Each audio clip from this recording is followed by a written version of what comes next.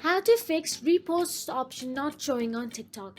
If you are unable to see the repost option on TikTok, consider following this step.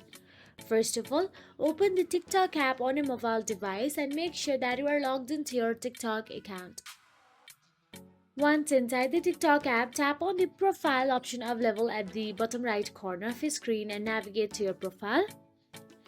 Now once on your profile, if you do not see two arrows option available there, then it might be because that you have not reposted any video yet.